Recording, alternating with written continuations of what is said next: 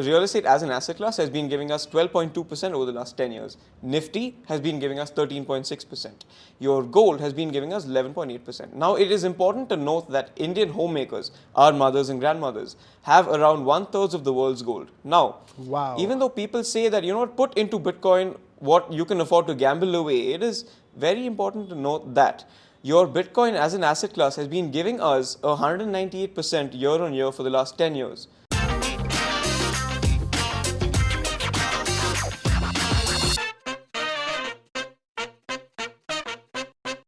Ladies and gentlemen, welcome to the Lalith Dhanush Show. Today I have with me a very young and successful entrepreneur who runs his firm FruitCapital. This firm is into asset management, and the asset class that he's into is cryptocurrency. Now, cryptocurrency over the last few years has taken the news and the world by storm, and I'm sure each one of you have heard about it. So if you want to know more about this, stay tuned to this wonderful episode and you will know much more about it. His company manages $1 million right now, and he wants to take it at least by 5x in the next 5 years. Before I call him on stage, let me also ask you, whoever is watching, to share this episode with all the people who are super interested in cryptocurrency or who's interested in investing. So without further ado, let's call upon our next guest, Siddhant Srihari. Hello Siddhant, welcome to the Lalith Dhanush Show. How does it feel to be on my show?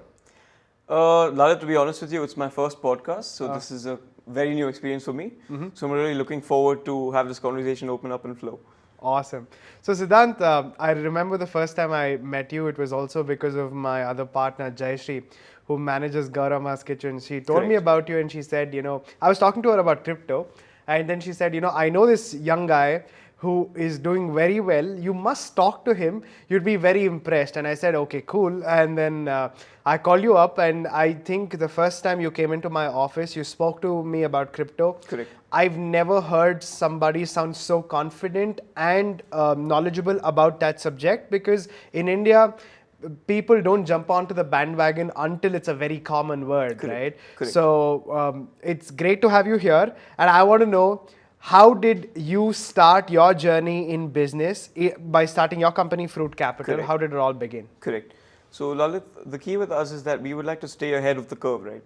So I do remember that conversation with Jayashree. She did tell me that there was somebody very close to her that would like more light on the subject. So, and then I found myself at your office, more than textbook. So with FruitCapital Management, we aim to bridge the gap between traditional finance and the cryptocurrency asset class. So the cryptocurrency asset class there's a lot of negativity, and there's a cloud of negativity around the asset class. So when I say that, right, I'm sure you can remember, you can find yourself on several mornings reading the newspaper about how there's a hacker that's, siphoned off $9 billion worth of funds, how the government has banned. So here's a fun fact, right? The Indian government has banned Bitcoin 414 times over the last 3 years. Wow. So the thing is that people have this mindset where you have to only put what you can gamble away. And with the cryptocurrency asset class, there is so much alpha to be made. We felt that there is a tremendous gap with respect to how people understand the subject. And that's where I come in and offer to throw more light on the subject and get people to understand what cryptocurrency is. Okay, awesome. So Siddhant, I know for a fact that this is a very new subject. It's a very new business that most people are, getting into. Recently, we've been seeing coin switch, we've been seeing Binance, and all of these big companies going all out. They've been hiring Amitabh Bachchan, Ranveer Singh as their brand ambassadors.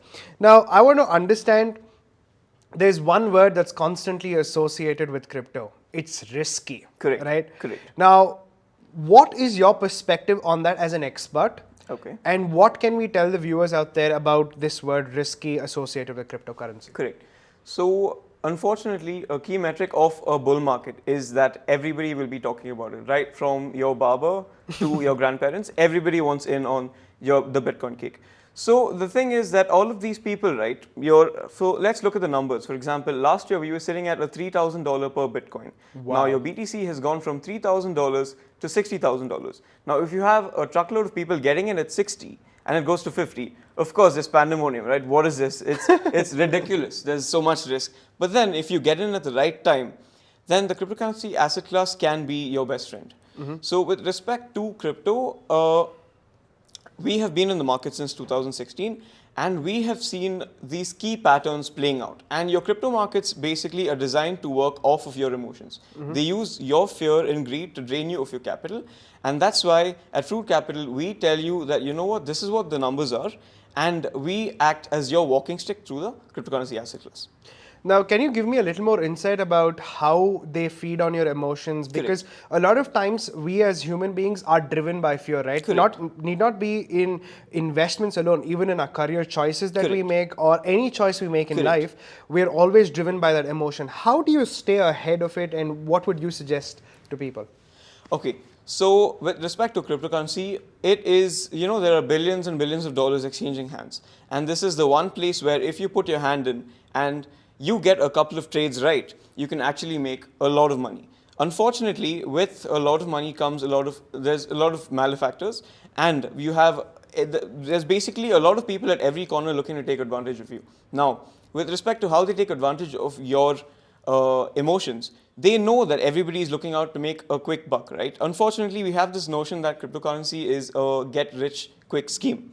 And the fact is that if you get into this asset class looking to make lots of money, you will unfortunately get your legs cut. There are billion-dollar algorithms and millions of dollars that are against you, that feed off of your emotions. By what I mean by feeding off your emotions, so there are about 6,000 coins in the crypto ecosystem, out of which 90% are all scams. Now, when I say scams, they can be bank runs, they can be shit coins. And what these teams do is that they market the coin to such an extent that they will make you feel like this is the next Bitcoin. And the moment you put your money in, it is their exit liquidity. Correct. So when they so if you have a team that walks off with $30 million overnight, so you know where the problem lies, right? So correct. Everybody's in it to make some money, and unfortunately, we have to insulate ourselves against all of these negative elements. Siddhant, like there's a lot of technical stuff that I'm sure you'd be going through and you'd be reading and you'd be understanding the market. However, on the other hand, for somebody who does not know the market at all, for them to start investing into this, what would you say? Because I understand your methodology of investing. You always play the long-term game, and usually in any kind of investment class, be it your shares, be it gold, be it real estate, the longer you play the game, the more beneficial it is and the safer it gets, right? So is it the same way you work with the crypto class as well? How does this go? So our investing methodology is that time in the market is far superior to timing the market. Now with your cryptocurrency asset class, unfortunately, there is a lot of volatility, but volatility is the price we pay for performance. So there are a lot of people coming in looking to make quick bucks, but the moment that they see a 5 to 10% gain, now you have to keep in mind that there are kids all over the world thinking that they could retire and buy their dream home within 6 months of entering this asset class. And this is what the millionaires and billionaires prey on to kind of drain their capital. So there's a reason why there's a 99% and 1%. And in this asset class, unfortunately, there are only 1% of people that end up making a good amount of money. We've been talking about the cryptocurrency, the risk and all of these things. Now, I want to understand your journey into this, right? Now, you're just 22, and most people when they look at a 22-year-old don't take them seriously. Correct. And for everybody who's watching, I just want to give them a heads up on you've been managing, you recently touched $1 million in asset management, and that is no joke. I think that's an amazing feat by itself. So first of all, congratulations on that. Thank you so much. And second, when did you start investing? How did you gain this interest into this crypto market? So I've started my investments in the cryptocurrency market have been running since 2016. So it all started with this article in the newspaper, right? Back in around 2014, I saw this article about Ethereum and how the founder of Ethereum, Vitalik Buterin, has this amazing new concept. And as a child, right, you're always looking at, something to catch your next interest. And I found this whole concept of Ethereum and Bitcoin being something so beautiful. And that's when I did some research, came across the founder of Bitcoin, Satoshi Nakamoto. So I delved into his history, and there's a really beautiful story behind the creation of Bitcoin. And that's what piqued my interest as a kid. And after doing a couple of months of reading and watching the market. So I was going through a lot of articles. It was apparent that this asset class is not for the faint-hearted, and that's why before I got my hands dirty, I wanted to make sure that I, could grasp somewhat of an understanding of the asset class. So before getting into the markets myself, I decided to watch the charts, watch a lot of videos online. So the internet is a treasure trove of knowledge, and to anybody that's out there that isn't using the internet to upskill, then you're going to be in a problem. So what I did was I went through a lot of videos. I could kind of understand as to what was happening, and that's when I pitched the idea to my mom, who at the time was incredibly skeptical. Now you can imagine, right? Yeah, 16-year-old kid going to at the dinner table and, hey ma, I want to invest into Bitcoin. And keep in mind that this was back in 2016, right? After 2 years of me going through all the charts and all the videos. And back then, my family looked at me as if, this is the flavor of the month. So they didn't take me that seriously, but at the same time, they saw me spending hours and hours. And my family, I've been fortunate enough to have a family that supports me no matter what I do. So they understand that, growing up, you will go through several changes, but to find your calling, you have to support all aspects. And that's how I started dipping my feet into the asset. Now I have multiple questions popping up in my head. The first one is I'm very interested in knowing what this whole story about Bitcoin and about the founder and why he started it. Correct. Can you just give me and the viewers a little bit of an insight on that? Correct. So your Bitcoin was originally created because of the 2008 financial crash. So Satoshi Nakamoto was watching everything that was happening, right? There's unfair distribution of wealth in the hands of the minority. 99% of the world's wealth is in the hands of the 1%. Now, definitely there's something that's been, that's something that's wrong. So originally, Bitcoin found its calling when, there was all sorts of instability with respect to governments, all sorts of countries that are subject to hyperinflation. So that was what, created Bitcoin as, that's what created Bitcoin. Awesome. Now that story could be inspiring, but what's more inspiring to me is your story. Correct. Now, when you get into business when you're 16, or let's say when you get into an investing, when you're investing completely when you're 16, I'm sure most parents would immediately stop them, especially if you're from India. Correct. Now, who gave you the money, and how much did they give you? What were the I could say guidelines they also provided while giving you that money? Correct. So I'm extremely honored to have a mother that decided to go all in with respect to my investments. So when I pitched this idea, we were at a table. There was my granddad and both my parents. So my mother actually got a jump start with respect to my grandparents and my dad. So she gave me a total of 2 lakhs to start my journey with. And 2 lakhs when you're 16 is a fairly decent amount, right? And my mother told me that, this is something that's new. Why don't you go ahead, dip your feet into it, see what it feels like, and let's see what happens, right? Wow. You have one life. And in that respect, I have been incredibly lucky to have a supporting mother to start off my investing journey with. So of course, with a couple of months, the numbers started to look really good. And slowly, my dad and my granddad really started to get interesting. Now, it's important to note that at the time that my mother gave me the 2 lakhs, my dad and granddad had given me 5,000 each. And 7 months down the line, their 5,000 had grown to 15 to 20,000. And in a country where your Nifty gives you 13.6% year on year, and your fixed deposits give you 5.5% with the inflation pegged at 6.3%, there is a need to, search for asset classes that hedge you against inflation. And this is what initially set the ball rolling in terms of my investments. Wow. And I think 2 things here. Number one, you must be lucky to have a really good set of supporting parents. The second part is starting early, right? Correct. Because in India, you usually finish your degree, you finish all of that, and then you kind of figure out what you really want. Correct. But however, with you, the fact that you started at 15, 16 has given you such a head start, and today you're managing $1 million, and the word $1 million can be really, vibrating in somebody's head when they listen. So what do you think about starting early, especially in your career? And now, a follow-up to that is you're also doing your final year engineering even now. Correct. So would you change that decision? So where I came from, it is important to note that when I started venturing into the cryptocurrency asset class, I did not know that at the time this would be my profession. So we started off, from 2016 to 2018, I was basically managing the portfolios of my family and close friends. So it was totally about 7 to 9 portfolios that I was managing. And at the point in time, with time, I definitely knew that, you know what, this is what it is. I'm slowly starting to understand a lot more than the average Joe, and I'm able to help the average Joe leverage this asset class. And that's when I started to realize, you know what, I was in the second year of my engineering when COVID hit. And because of COVID, all your classes shifted to online classes. And who attends online classes? Right? So this left me with a lot of time on my hands. And that's when on Wednesday night, I remember, it was raining and we went to a Bowring Club for a dinner, a family dinner. And at this dinner, we had a guest. His name is Ravi Narayan. So he happened to be my first mentor. So Ravi he has a rich background when it comes to traditional finance. So he gave me the opportunity to work at his company, to work for him, to understand how he manages his clients.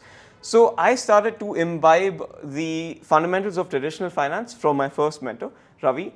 And ever since then, it has been one hell of a ride. And every line that he says has been an incredibly steep learning curve for me. And that's what keeps me on my toes. Wow.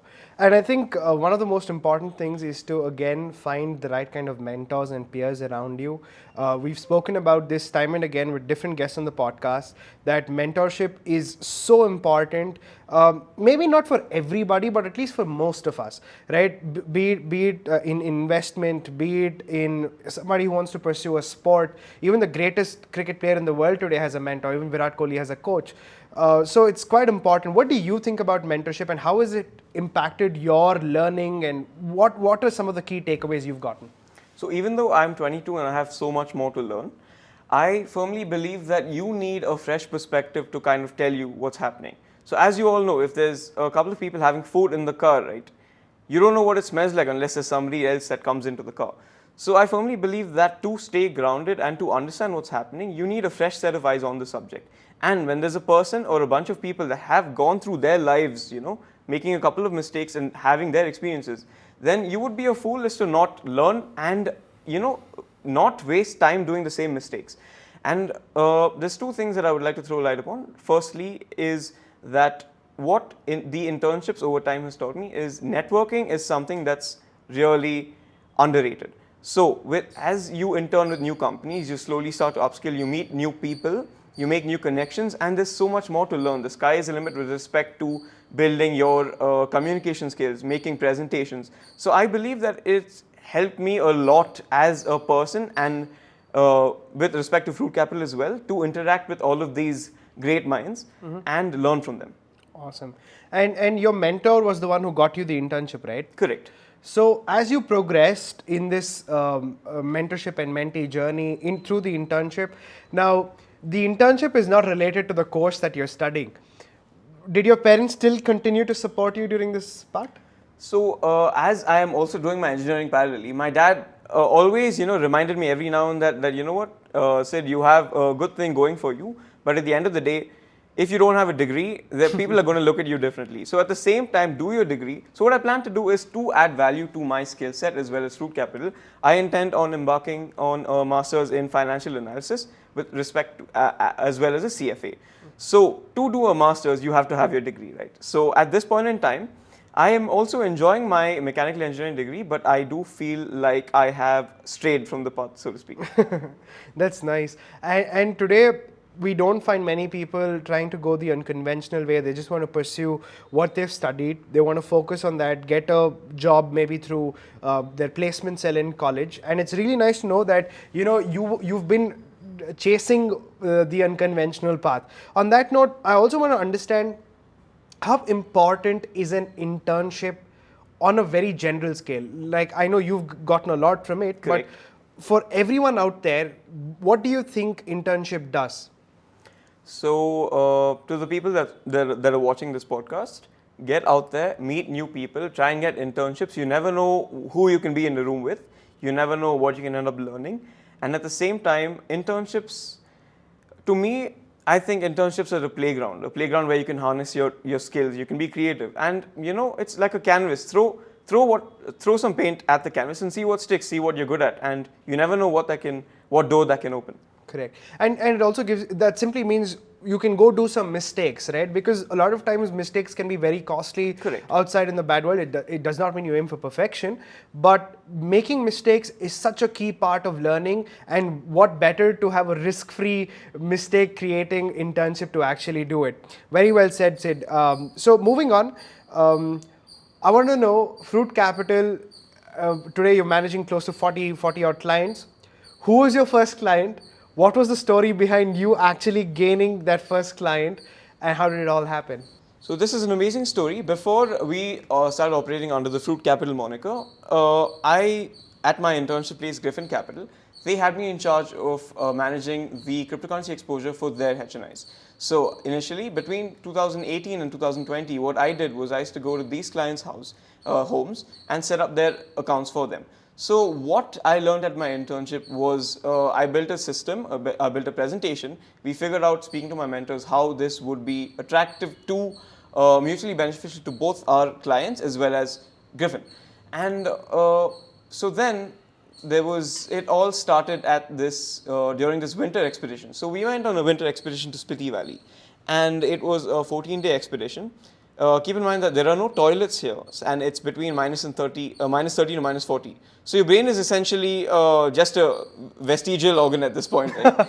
And so there's snow everywhere, and it's beautiful. And we stopped at this place called Kaza. Now Kaza happens to be one of the most remote villages in India, so to speak. And we had a friend traveling with us, Miss Jayashree. And Jayashree told me about how she heard about Bitcoin in the papers and how she was kind of interested as to how it works. So it was amazing. It was an amazing coincidence. And I told Jayashree that, you know what, Jayashree, I am doing this thing with Griffin. So how about we get back to Manali, where there is more oxygen, so we can speak more freely and have a sensible conversation. So we got back to Manali, and in Manali, we sat down over the dinner table and I told her, this is what I'm doing. I'm already managing a couple of clients. How about we get back to Bangalore and I give you a presentation about how you can benefit from us as a service. And that's how, in the cold Midland, that I secured my first client. Wow.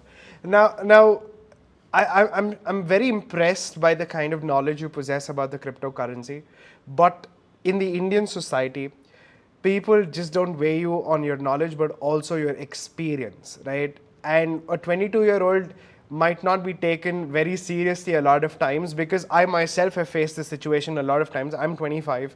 I've been in the business for the last 3 years, and I've had loads of people who've been in business for a long time, who've looked upon me and said, you're just a kid, what can you do? You have no experience.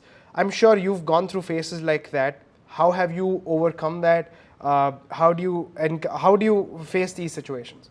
So it's important to note that while your huge companies like JP Morgan and Morgan Stanley spent hours and hours publishing articles on how Bitcoin was a scam, those hours were being spent by us looking at charts and understanding the asset class. So I take it, I look forward to meeting new people, and it always elicits an amazing reaction. And it's always a pleasant surprise for them when they realize that I'm 22 years old. So I'm told that I look slightly older than I am. So when I finally tell them that I'm 22, they're like, oh no, so we're putting our money in the hands of a 22-year-old. And so it's a learning experience for me and them as well. And for clients that doubt my track record, I always ask them to look at my clients' past returns, and that usually seals the deal. Correct. Because numbers speak whatever doubts they have in their mind. I think that's the air that has to be cleared. Humans lie and numbers don't. Yeah, true. That's a nice one. Sid, one thing that I really want to understand is, now a lot of people are very hesitant, right? No matter how much you try giving knowledge, I don't think people will change there.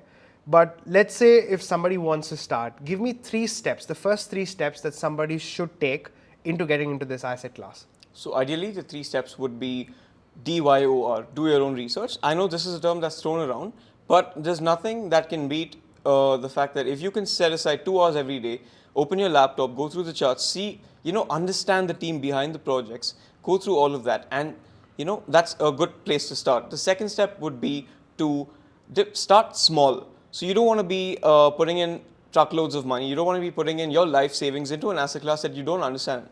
And so always starting small is an important till you can start to understand the asset class. Third step would be to trust the process. So with everything, you need to make time and patience as your two foremost warriors. And time in the asset class is something that you will benefit from, because in the short term, there is an incredible amount of volatility. And although it might discourage you, you have to, you have to stay convicted. You have to trust the process and just wait. Fair enough. I think those are very valuable steps. And now let's say one of the biggest challenges that most people who are into this financial asset management of any sort face is that the traditional mindset. Most people always look at saving money, and I think saving money is the biggest killer of anything, because what you're saving up against, the government is going to eat it away through inflation. Now I want to understand how is this career as an option for people to pursue? Because as you get into this, you soon understand money can work in different ways. Now, can you throw some light about it as a career option? Okay, so the cryptocurrency asset class is very nascent as it stands. So when an asset class is nascent, it means that it is ripe with opportunities. And when something is ripe with opportunities, the cryptocurrency class is a fusion of computer science, tech, and business management. So if you can get together a team that has, you don't even have to do it yourself. You can get together a team that has 3 to 4 people of varying skill sets, and you can get them to work as a team. Then I strongly believe that we're still so early and that there's so much to leverage from the asset class. So all I can say is that get in there, see what you're good at, interact with people, make your network, and push what you're good at. Awesome. Now, moving on, let's say if people are thinking about this, if people are thinking about this as a risk, where do you see the crypto asset class in the next 5 to 10 years? Where do you see it in the long term? Okay, so as it stands, savers in India, we have this culture where we leave our houses at 9 a.m. after doing puja, get to our offices, work for hours and hours, and come back at 5 p.m. And then we accumulate, with great difficulty, about 10 to 20 lakhs, maybe 50 lakhs per year. We go ahead and lock those 50 lakhs up in a fixed deposit. Now, what people don't know is that although this saving culture is fantastic compared to what's happening everywhere else in the world, where it's basically a YOLO fest, unfortunately, as it stands, savers are painted out to be losers, because the fixed deposit rates as it stands is between 4 and 5.5%. Now our granddads are lucky because they're getting 7%. And if a lot of people don't know that the average rate of inflation for the last 10 years has been 6.1%. So what that means is that although you're working very hard and putting your money into the bank, you are actually losing 1% to inflation. So as it stands, we need to, work our money. And just looking with India, there are numbers don't lie. So the real estate as an asset class has been giving us 12.2% over the last 10 years. Nifty has been giving us 13.6%. Your gold has been giving us 11.8%. Now, it is important to note that Indian homemakers, our mothers and grandmothers, have around 1/3 of the world's gold. Now, wow. Even though people say that, put into Bitcoin what you can afford to gamble away, it is very important to note that your Bitcoin as an asset class has been giving us 198% year on year for the last 10 years. So to all those people that say, I put everything in and I lost everything, how? If you would have just been sitting on Bitcoin, you would essentially be doubling your money every year for the last 10 years. Wow. I think that's an incredible statistic, and everybody watching this podcast, I really feel should get into this asset class as I have with you. I also feel if you are unable to do your research, if you are unable to get your mind around this asset class, then the first thing you must do is contact Sid, hit up FruitCapital, and I think he does a fantastic job. He might be 22, but I can tell you that most people don't have the kind of knowledge that he does. So get investing with Sid, and we'll definitely put a link below where you can contact him and you can connect to his company and how he could definitely help you. On that note, one last question before we take a leave from the podcast. Where do you see yourself in the next 5 to 10 years? So, Lalith, I'm going to be very honest with you. I am putting my heart and soul into this company, and I will not be happy. The day I will be happy is the day when all my clients are happy. So, in 5 years, I see FruitCapital Management as India's premium leading service provider with respect to cryptocurrency. We also have a couple of verticals that we are trying to push internationally. So hopefully in 5 years' time, when you and I sit down on this sofa, it will be another wonderful podcast. Oh, thank you so much, Sid. It was a pleasure having you here. I think a lot of people can learn so many things through this podcast, and it was a wonderful delight, as always, to have you. So thank you once more for coming on the show.